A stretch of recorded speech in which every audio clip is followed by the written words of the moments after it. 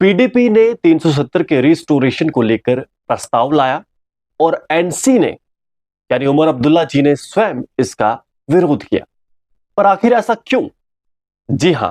बड़ा महत्वपूर्ण दिन था आज 4 नवंबर है और आज कहीं ना कहीं जम्मू कश्मीर में जब चुनाव हुए उसके बाद मुख्यमंत्री जी उमर अब्दुल्ला जी जो है जीत के आए हैं, सरकार में चीफ मिनिस्टर हैं। ऐसे में आज जो विधानसभा में पहला सेशन था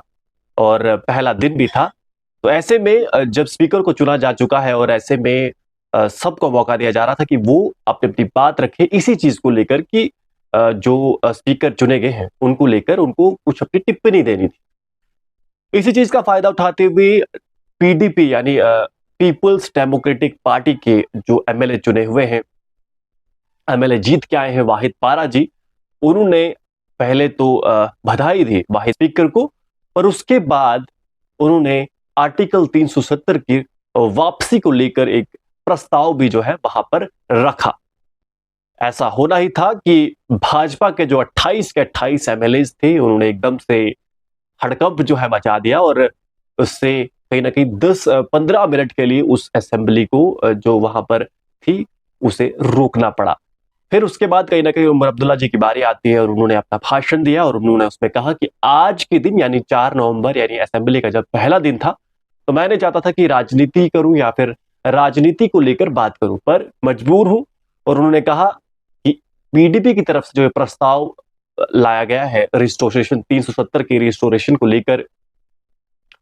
ये समय जो है ठीक नहीं है। हम सब जानते कि हमारा एक साथी जो था वो अब इस दुनिया को छोड़कर चला गया है। देवेंद्र सिंह जी की बात कर रहे थे उमर अब्दुल्ला जी। और उसके साथ साथ उन्होंने ये भी कहा कि अगर आर्टिकल 370 जैसे बिल को या प्रस्ताव को आपने लाना है तो इसको लेकर आपको पहले अन्य दलों को भी उनके साथ भी बातचीत करनी चाहिए और स्वयं उन्होंने कहा कि नेशनल कॉन्फ्रेंस के साथ भी बात करनी चाहिए थी ताकि हमारा भी सपोर्ट उस बिल को मिले। पर क्योंकि ऐसा उमर अब्दुल्ला जी का कहना है, पर क्योंकि आपका औचित्य जो था, आपका जो मकसद था इस बिल को लाने से लेकर इस रिस्टोरेशन नहीं था, बल्कि आपका मकसद था शो ऑफ करना, आपका मकसद था कैमरे में कहीं ना कहीं इस चीज को दिखाना और आपका मतलब था कि 2019 के बाद या 2019 से पहले कुछ पार्टियां जो हैं स्टेट में जो अपना अस्तित्व खो चुकी है उसको कहीं ना कहीं वापस लाने की कोशिश जो आप कर रहे हैं ठीक तो है, पर सही दिन या सही मौका और सही सबसे बातचीत करके नहीं लिया गया है। फिलहाल ये सब कुछ आज असेंबली में चला है और क्योंकि हम सब जानते हैं कि आर्टिकल 370 को लेकर उमर अब्दुल्ला जी ने स्वयं भी बात की। उन्होंने कहा कि आर्टिकल 370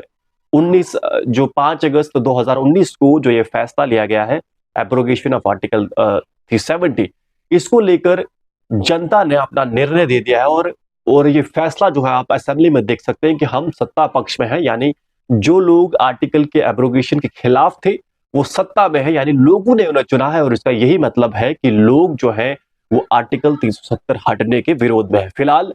खूब चर्चा हुई, खूब बहसबाजी भी हुई, खूब हंगामा भी हुआ असेंबली में आज और आगे भी मुझे लगता है, आगे भी हमें ऐसा लगता है जैसा कि आप सब भी समझदार दर्शक हैं, आप भी जानते हैं कि आगे भी ऐसा लगता है कि हंगामा जो है असेंबली में फिलहाल रुकने वाला नहीं है। फिलहाल आप सभी ने अपना बहुमूल्य समय दिया और आपका इस सभी पीडीपी के जो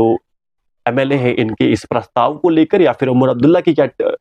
जी की क्या टिप्पणी है इस पर, इसको लेकर और उसके साथ साथ समूचा जो ये असेंबली सेशन जो पहला दिन था इसको लेकर, इस सब की में जो राजनीति चल रही थी इसको लेकर आपका क्या कहना है? क्या ये केवल एक राजनीति से भरा हुआ या फिर कैमरा शो ऑफ था या कुछ इसमें सीरियसनेस दिख रही थी? भाई उमर अब्दुल्ला जी के बयान को लेकर या फिर भाजपा के रिएक्शन को लेकर आप क्या कुछ कहते हैं? कमेंट पर जरूर लिखिएगा। आप सभी हमसे जुड़े इसके लिए बहुत बहुत धन्यवाद।